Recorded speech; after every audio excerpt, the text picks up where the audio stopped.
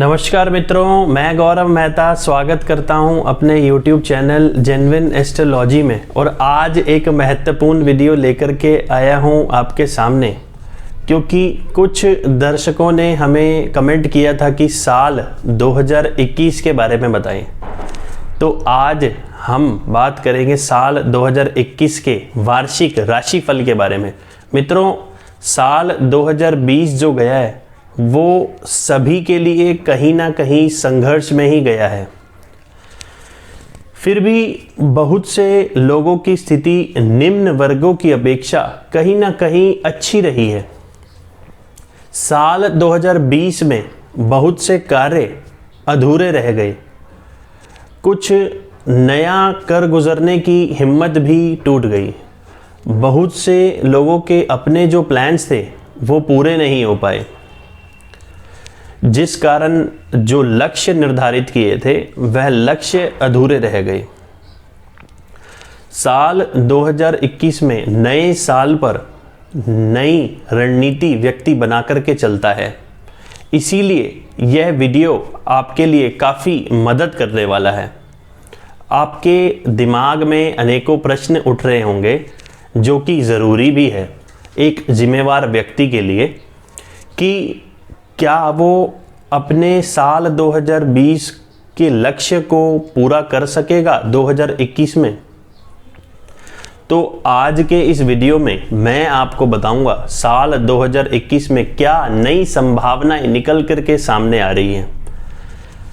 कब आपको साल 2021 में राहु केतु नकारात्मकता उत्पन्न करेंगे, क्या करना चाहिए क्या नहीं करना चाहिए, क्या इस साल लव पार्टनर आपको मिलेगा, वैवाहिक जीवन में नोकझोंक रहेगी या नहीं रहेगी, इस साल विवाह के बंधन में आप बंधेंगे या नहीं, जॉब में प्रमोशन मिलेगी या नहीं, कार्य क्षेत्र में कोई बदलाव आपको अभी करना चाहिए या नहीं करना चाहिए, या रुक करके चलना चाहिए, और कार्य क्षेत्र को कैसे बेहतर बनाना चाहिए।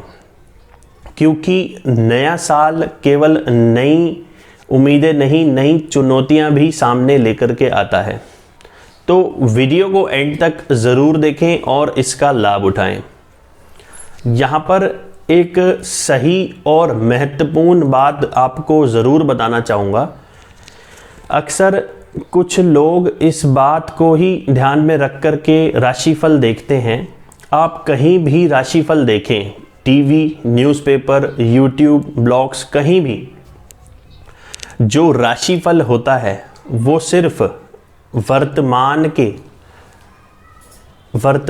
के जो ग्रह गोचर करते हैं उनकी गणनाओं पर आधारित होता है, जो कि 50% ही कार्य करता है। इसीलिए लोगों का सही एस्ट्रोलॉजर पर से विश्वास उठ जाता है, क्योंकि जो बताया जाता है वो केवल वर्तमान ग्रहों पर सामान्य राशिफल होता है, जो कि आपकी जन्म की दशाओं से मेल नहीं खाता है। इसीलिए किसी विशेष परिस्थिति या प्रश्न के लिए या सूक्ष्म तरीके से जानकारी प्राप्त करने के लिए आपकी खुद की जन्म कुंडली का अध्ययन, वर्तमान की आपकी महादशा, अंतर्दशा, लग्न कुंडली, चंद्र कुंडली, नवांश कुंडली, दशमांश कुंडली, अष्टक वर्ग, नक्षत्र, जन्म के आपके ग्रहों का षटबल, इन सभी के अध्ययन के बाद आपका डेट ऑफ बर्थ और टाइम से इन सभी का अध्ययन करने के बाद आप सूक्ष्म तरीके से जानकारी प्राप्त कर सकते हैं। नीचे के दिए गए नंबरों पर आप कॉल करके अपनी अपॉइंटमेंट बुक कर सकते हैं और एक सही मार्गदर्शन आप प्राप्त कर सकते हैं। तो वीडियो की अब शुरुआत करते हैं। सभी ग्रहों की कौन कौन सी राशियां इस समय रहेगी, तो हम बात करते हैं राहु वृषभ में, केतु वृश्चिक राशि में रहेंगे साल भर के लिए। शनिदेव मकर राशि में ही रहेंगे साल भर, वर्ष अंत तक। बृहस्पति देव मकर राशि में रहेंगे 5 अप्रैल 2021 तक। 6 अप्रैल 2021 से 14 सितंबर 2021 तक कुंभ राशि में रहेंगे बृहस्पति देव। फिर 15 सितंबर से बृहस्पति मकर राशि में प्रवेश करेंगे वक्री अवस्था में। फिर 20 नवंबर 2021 को कुंभ राशि में गोचर करेंगे और दिसंबर अंत तक कुंभ राशि में ही रहेंगे।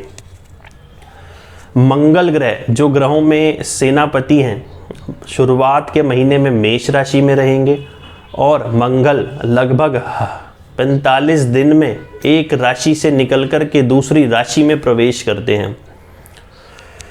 तो साल के अंत में यह वृश्चिक राशि में ही रहेंगे। शुक्र देव की बात कर लेते हैं जो भौतिक सुखों के कारक ग्रह माने जाते हैं। महीने की शुरुआत में वृश्चिक राशि में रहेंगे और शुक्र लगभग 26 दिनों में दूसरी राशि में चले जाते हैं, अपना राशि परिवर्तन करते हैं। तो शुक्र महीने के अंत तक धनु राशि में चले जाएंगे। बुध साल की शुरुआत में धनु राशि में रहेंगे और बुध 21 दिनों में राशि परिवर्तन कर जाते हैं और साल के अंत में यह मकर राशि में रहेंगे। सूर्य महीने की शुरुआत में धनु राशि में रहेंगे और निरंतर हर माह एक एक राशि बदलते हुए माह के अंत तक धनु राशि में ही पहुंच जाएंगे। और चंद्रमा की गति चलायमान ही रहती है। हर 2.25 दिन में लगभग चंद्रमा अपना राशि परिवर्तन करते हैं। और ये राशिफल जो मैं आपको बताने जा रहा हूँ उसको आप अपने लग्न राशि और चंद्र राशि दोनों से मिलाकर के ज़रूर देखें। और जिनको यह नहीं पता उनके लिए नीचे डिस्क्रिप्शन में लिंक है, क्योंकि वो आप इस वीडियो में देख सकते हैं कि आप अपनी राशि कैसे जान सकते हैं। बात करते हैं मकर लग्न और मकर राशि वाले जातकों के लिए। साल की शुरुआत में मंगल की चौथे भाव में उपस्थिति जनवरी और फरवरी मध्य तक आपके चतुर्थ स्थान का स्वामी चतुर्थ भाव में रहेगा, जो कि नौकरी पेशा जातकों के लिए कोई अच्छी खबर आपको इस समय अवधि में मिलेगी और आपकी आय में बढ़ोतरी होगी। किसी करीबी रिश्तेदार या बॉस से आपको इस समय पूरा सहयोग मिलेगा, जिस कारण आपके रुके हुए कार्य बनने लगेंगे।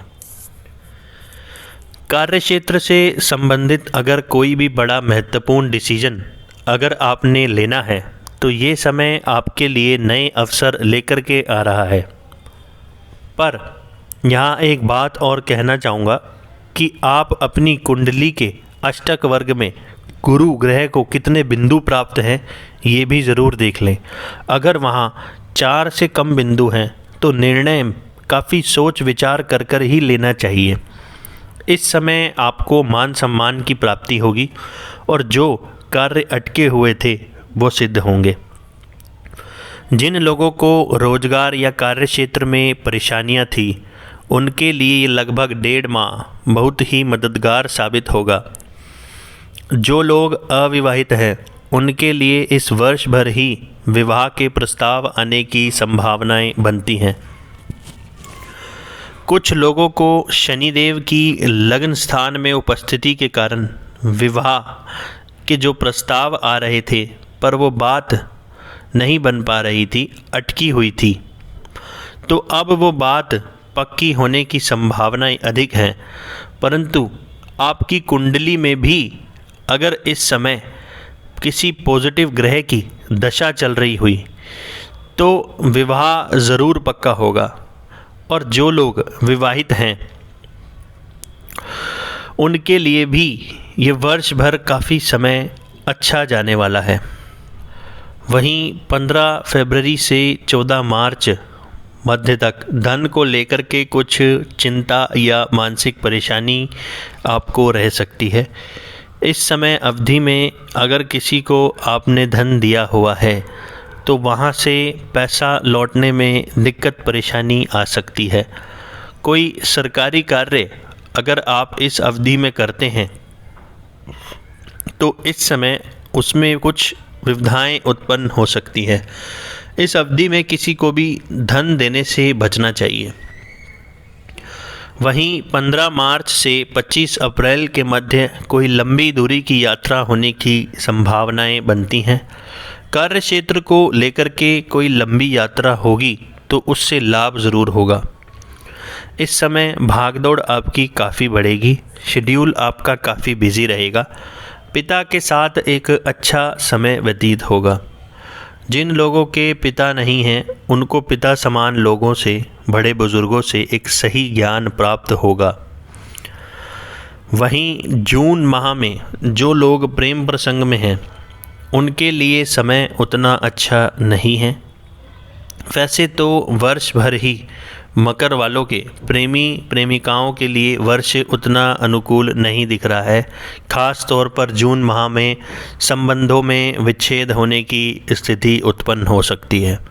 और जो विवाहित महिलाएं हैं और संतान की इच्छा रखती हैं तो इस वर्ष भर ही उन्हें बहुत ही ध्यान रख कर के चलने की आवश्यकता रहेगी, क्योंकि राहु की पंचम भाव में उपस्थिति संतान उत्पत्ति के लिए इतनी अच्छी नहीं है। तो इस बात का महिलाएं खास तौर पर ध्यान रखें। और जो लोग प्रेम की तलाश में हैं उन लोगों के लिए इस समय किसी प्रेमी या प्रेमिका के मिलने की संभावनाएं अधिक बनती हैं। जो लोग पहले से ही प्रेम प्रसंग में हैं उनको अपने प्रेमी या प्रेमिका से विवाद ना हो, इस चीज़ का खास तौर पर ध्यान रखें। कुछ लोगों के लिए ये माह प्यार में धोखा या बदनामी के भी संकेत देता है। ये साल ही आपको बहुत सचेत रहना है और ख़ास तौर पर इस माह में। बात करते हैं स्टूडेंट्स के लिए, इस समय पढ़ाई में कुछ भटकाव ज़रूर उत्पन्न हो सकता है। यहाँ पर 11वें भाव में केतु की स्थिति धन के अलग अलग स्रोत उत्पन्न ज़रूर करेगी वर्ष भर आप लोगों के लिए। बात करते हैं जून, जुलाई और अगस्त माह में अविवाहित लोगों के लिए अगर कोई रिश्ते का प्रस्ताव आता है तो इस दौरान कुछ परेशानियां उत्पन्न हो सकती हैं। तो इन महीनों में रिश्ता बिल्कुल भी ना करें, केवल इस समय अवधि में रुकना चाहिए। और दाम्पत्य जीवन में भी कुछ परेशानियां हो सकती हैं। वहीं इस समय कार्य क्षेत्र में भी आपको परिवर्तन करने से बचना चाहिए। नौकरी और व्यवसाय में जो लोग कार्य कर रहे हैं उनको इस समय अवधि में कोई परिवर्तन नहीं करना चाहिए। बात करते हैं अगस्त माह में धन की स्थिति अच्छी रहेगी, रुका हुआ धन ज़रूर प्राप्त होगा। परिवार में एक अच्छा समय व्यतीत होगा। इस महीने कार्य क्षेत्र के द्वारा भी आपको लाभ मिलेगा और संतान द्वारा भी कुछ सहायता आपको इस समय ज़रूर मिलेगी। वहीं देवगुरु बृहस्पति जो आपके लग्न स्थान में विराजमान हैं, जो कि 12th और 3rd हाउस के लॉर्ड बनते हैं, तो जिन लोगों का व्यवसाय पार्टनरशिप में है, ठेकेदारी में है, जो लोग अपना ही व्यवसाय कर रहे हैं, उनके लिए वर्ष भर व्यवसाय में कोई अच्छी मुनाफे की डील आपको ज़रूर देगा। बात करते हैं स्टूडेंट्स के लिए, हायर स्टडीज़ के लिए ये समय काफ़ी अच्छा जाने वाला है। वहीं लग्न स्थान में शनिदेव की उपस्थिति कुछ संघर्ष आपका ज़रूर बढ़ाएगी और कुछ जिम्मेवारियां आपके ऊपर रहेंगी। इस वर्ष भर आप लोगों में आलस अधिक बढ़ेगा। कुछ मकर वालों का वज़न बढ़ने की भी यहाँ पर संभावनाएं निकल के आती हैं। बात करते हैं नवंबर माह में खर्चों की काफ़ी अधिकता रहेगी। इस समय अवधि में आपको खर्च में यहाँ पर बढ़ोतरी होने की संभावनाएं बनती हैं। कुछ लोगों को उधार भी इस समय कुछ लेना पड़ सकता है। कुल मिलाकर इस वर्ष आपको अपनी मेहनत को दुगना कर देना चाहिए। मन आपका वर्ष भर धार्मिक रहेगा, संघर्ष आपका बहुत बढ़ेगा। आपको यही सलाह दी जाती है कि कोई फिज़िकल एक्टिविटी इस वर्ष आप ज़रूर करें, क्योंकि शनि देव की यहाँ पर उपस्थिति है, जिस कारण कुछ आलस और यहाँ पर मोटापा भी इस साल बढ़ता दिख रहा है। जिन लोगों की मकर चंद्र राशि है उनके लिए तो 11वें भाव का केतु बहुत ही ज़्यादा लाभकारी होगा। अचानक धन लाभ और मान सम्मान भी देगा। तो मित्रों, वीडियो अगर आपको थोड़ा सा भी अच्छा लगा हो तो इसे लाइक करें और शेयर ज़रूर करें, ताकि और भी आपके भाई बंधुओं का भला आपके द्वारा हो सके और वो अपने नए साल